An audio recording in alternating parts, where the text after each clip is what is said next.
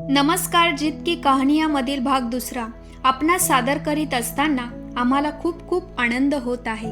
तर सादर आहे हौशी. सह्याद्री पर्वतरांगाच्या पट्ट्यातील माथेरान नजीकच्या डोंगर भागातील एक लहानशी वाडी. तशी ती वाडी दुर्गम भागातच आहे. शहरापासून दूर फक्त येण्या जाण्यासाठी पायवाट. तिथे 20-25 झोपड्यांची एक वाडी. जेमतेम 200 ते 250 लोकांची लोकवस्ती कोणत्याही प्रकारची सुख सुविधा नाहीच. शिक्षण व्यवस्थाही कमीच. तेथील लोक मोलमजुरी करून उदरनिर्वाह करत असे. कोणी असा मोठा नाही की शिक्षण व्यवसाय करून मोठा झाला. आजपर्यंत असे नाही घडले.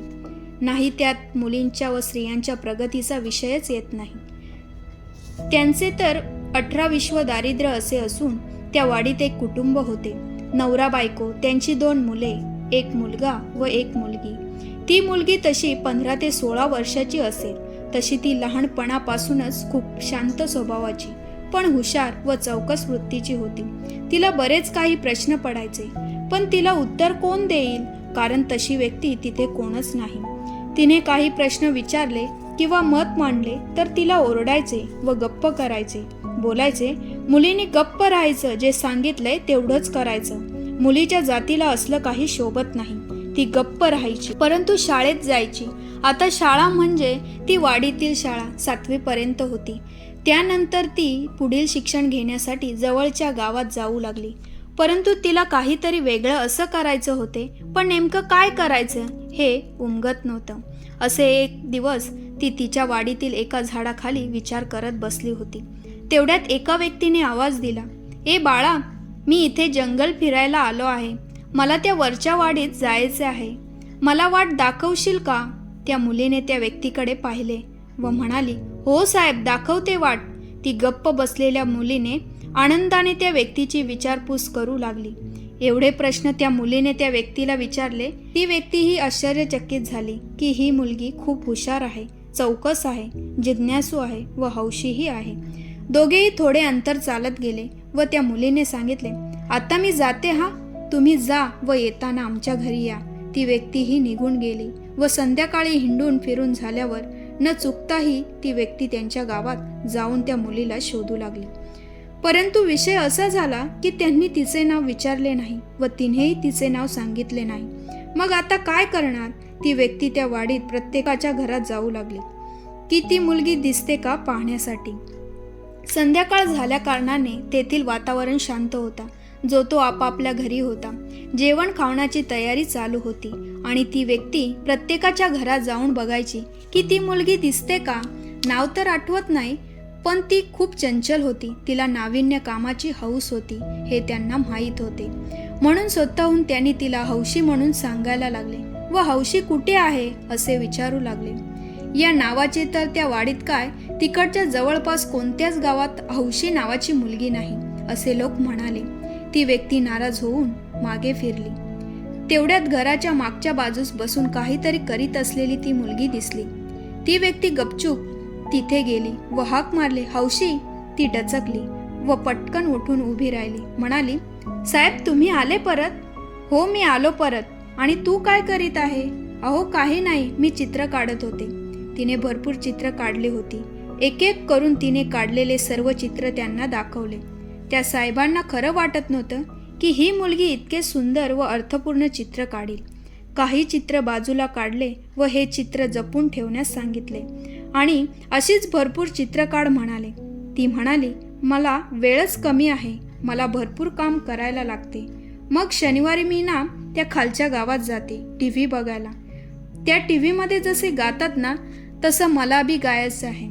ती बाई कशी बातमी सांगते तसं मला बी बोलायचं आहे आणि मला बी शिकायचं लय शौक आहे. मला वाडीतील पोरं पोरी कुणी बी खेळायला घेत नाही, कारण त्यांच्यासारखं मला नाही राहायचं. मला मोठं व्हायचं आहे आणि मला जी हौस आहे ते पूर्ण करायचं आहे. माझी आई बी मला सांगतं आणि बाबा बी सांगतं. मला कुणीच सांगत नाही मी काय करू. आणि आता माझं वय बी झालंय 20 वर्षाचं.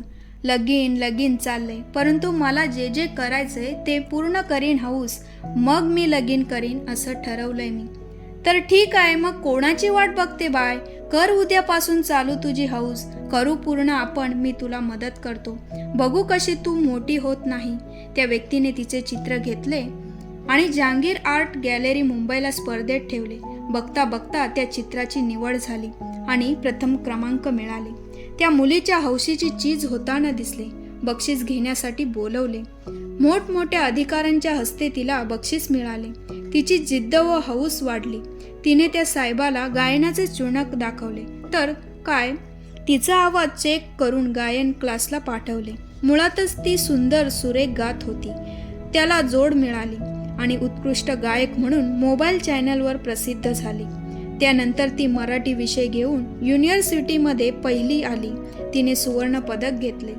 त्या कार्यक्रमात प्रमुख पाहुणे म्हणून एक न्यूजचे चॅनलचे संपादक मालक होते. त्या हौशीची हौस बघून त्यांनी तिथेच तिला आपल्या चॅनलमध्ये बातमी सांगण्याची नोकरीची ऑफर दिली. ती तिने स्वीकारली. आता तर हौशी खूप मोठी झाली. तिला यशाचे व प्रगतीचे मार्ग सापडले होते.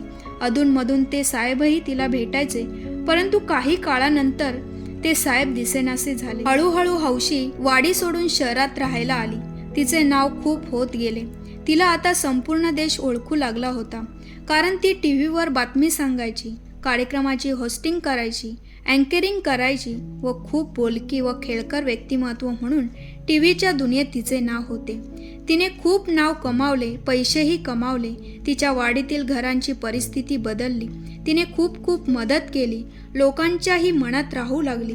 आई बाबा व तिचा दादा खूप आनंदित होते व त्यांना हौशीचा खूप गर्व होता. जिकडे तिकडे हौशीचे नाव होऊ लागले. एकदा हौशीचे टीव्हीवर मुलाखत घेण्यात आली. त्यात त्यांना त्या मुलाखत घेणाऱ्यांनी विचारले की मॅडम, तुम्ही एका वाडीत जन्म घेऊन आज तुम्ही खूप प्रसिद्ध आहात, खूप मोठे आहात, तर याचे गमक काय? आणि तुमचे नाव हौशी आहे, हे नाव तुम्ही का बदलत नाही? हेच नाव तुम्ही आजही मोठ्या हौशीने वापरता, हे काय आहे? प्लीज सांगाल का? हो, आवश्यक सांगेन. तसे माझे खरे नाव आशा. सर्वजण मला आशे हाक मारायचे, परंतु माझ्या जीवनात एक प्रसंग घडला. एक वाटसरू साहेब आले आणि माझी चंचलता व हौस बघून मला त्यांनी हौशी म्हणून हाक मारली व ते नाव खूप आवडले, कारण आशा ही अशाच असते आणि हौस आत्मसात करता येते. त्या साहेबांनी मला एक सूत्र दिले, आपल्याला ज्याची हौस वाटते, ज्यात रस आहे, जे करण्यासाठी मन प्रेरित करते, ते तुम्ही आवश्यक हौस जोपासा. यासाठी कोणाची परवानगीची गरज नाही. ती हौस योग्य मार्गाने योग्य ठिकाणी गेली तर त्याची प्रसिद्धी होते व हौशेतून प्रगतीकडे जाता येते. तुमच्या यशाचे, प्रगतीचे खरे यश हे हौशेतच आहे. म्हणून मी हौस जपली आणि आज तुमच्या समोर आहे. ही मुलाखत ही खूप गाजली. त्या हौशीचे तिच्या आई बाबा व दादाचे खूप कौतुक झाले. गाडी, बंगला, पैसा, खूप प्रगती झाली आणि ती हौशी आज BBC वर सर्वात श्रेष्ठ व ज्येष्ठ पत्रकार म्हणून काम करीत आहे. आजही अष्टपैलू व्यक्तिमत्व असणारी एका वाडीतील आशा हौशी म्हणून जगप्रसिद्धी आहे आणि ती संपूर्ण स्त्रियांसाठी व मुलींसाठी व वनजीवन जगणारे वनवासी या लोकांसाठी व त्या समाजासाठी खूप मोठी आशा ठरत आहे व ती हौशीने त्यांना मदत करत आहे. हौशी आता त्या साहेबांना जवळजवळ विसरूनच गेली होती, कारण भेटच नाही. ती दुःखी असायची, परंतु तिला सतत वाटे ते साहेब मला भेटतील या आशेने ती सतत चौकस असायची की कुठेतरी ते साहेब मला भेटतील व मी त्यांना माझी ही सर्व कहाणी सांगून त्यांचा आशीर्वाद घेऊन. परंतु व्यर्थ असे.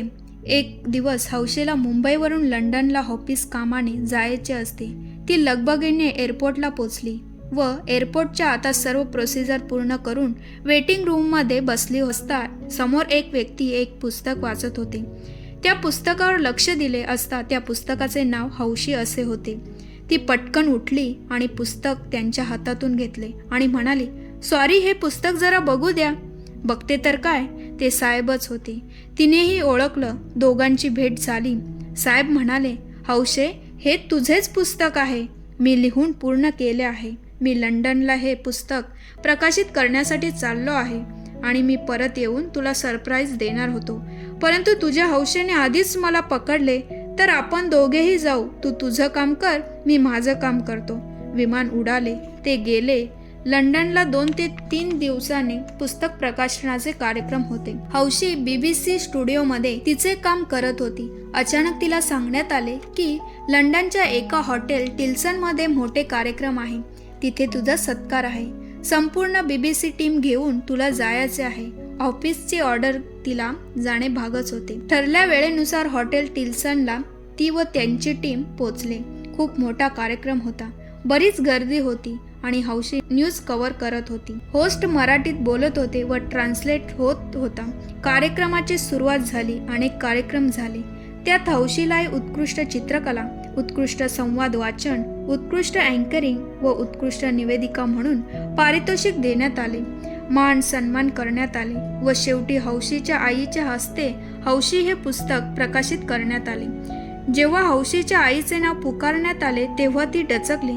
आई कशी काय इकडे? परंतु लाईट ऑन होताच हॉलमध्ये पाहतात तर काय आई वडील, दादा व सर्व नातेवाईक त्या कार्यक्रमाला तिथे उपस्थित होते व सर्व कार्यक्रमाची व्यवस्था त्या साहेबांनीच केली होती. अशा प्रकारे हौशीची कहाणी आज संपूर्ण जगभर गाजत आहे. तर या गोष्टीवरून आपण हे शिकलो की तुम्ही कोणीही असा, कुठेही असा, कुठेही जन्म घ्या, तुमच्यात हौस येऊ द्या, हौसेला चालना द्या. हौस असणे म्हणजे जिवंत असणे होय. हौस असणे म्हणजे सकारात्मक असणे होय. हौस असणे म्हणजे प्रगतीचा यशाचा मार्ग होय. तर आपणही हौशीत राहा. पुढील भागापर्यंत, शनिवारपर्यंत एक नवीन गोष्ट घेऊन येऊ. तोपर्यंत सकारात्मक राहा, हौशी राहा. ही गोष्ट सत्य घटनेवर आधारित आहे. धन्यवाद.